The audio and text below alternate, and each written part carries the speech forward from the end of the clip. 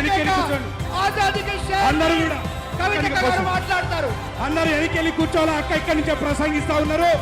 దయచేసి అందరూ వెనక్కి వెళ్ళండి. దయచేసి అందరూ వెనక్కి వెళ్ళండి.